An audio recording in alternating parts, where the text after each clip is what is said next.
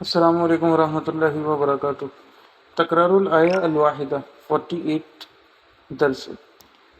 وہ اما تکرار الآیہ الواحدہ فی الصلاۃ،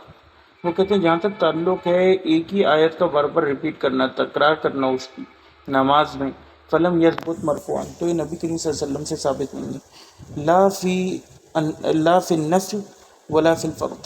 نہ نفل میں نہ فرض میں۔ وإنما ثبت عن تميم الداري عند ابن أبي شيبة أنه ردد قول الله تعالى أم حسب الذين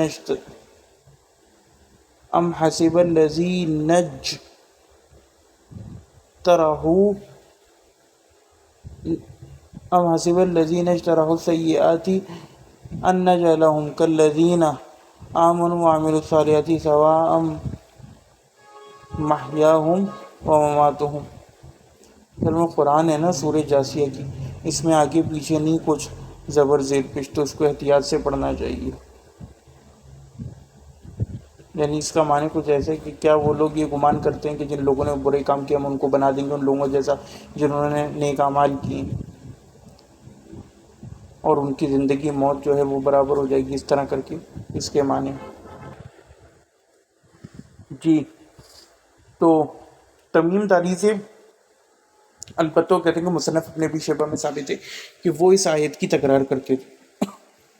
البتہ فی مصنف ابن ابی شیبہ، اور مصنف ابن ابی شیبہ میں یہ بھی ثابت ہے سعید بن عبید الطائی سے کہ انہوں نے کہا کہ قال سمعت سعید بن جبیر وهو يصلي بهم في شهر رمضان يردد هذه الآية، وہ کہتے ہیں کہ میں نے سعید بن جبیر کو سنا اور وہ نماز پڑھ رہے تھے رمضان کے مہینے میں، اور وہ اس آیت کو بار بار پڑھ رہے تھے، فسوف يعلمون، کہ وہ ان قریب جان لیں گے، وہ بہت جلد جان لیں گے،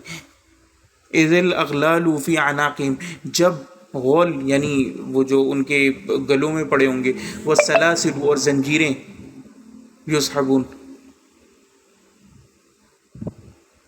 فی الحمیم ثم فی النار یسجرون، اور وہ حمیم میں پس پیپ میں ہوں گے اور پھر آگ میں۔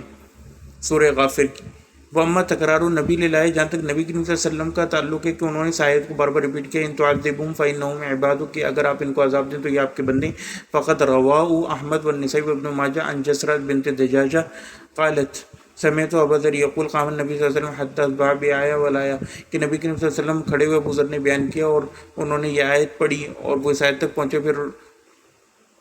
پھر نبی کریم صلی اللہ علیہ وسلم اس کو بار بار ریپیٹ کیا، فَإِن تَغْفِرْ لَهُمْ فَإِنَّكَ أَنْتَ الْعَزِيزُ الْحَكِيمُ، سورہ مائدہ کی۔ تفردت به جسرہ ولا يحتمل من ذلك، تو اس پہ جسرہ کا تفرد ہے اور اس کا احتمال نہیں کیا جا سکتا، کیونکہ جو نبی کریم صلی اللہ علیہ وسلم سے زیادہ قریبی اور نبی کریم صلی اللہ علیہ وسلم کی رات کی نماز اور پھر آگے ان کی شاگرد، انہوں نے اس چیز کو روایت نہیں کیا۔ والسلام علیکم۔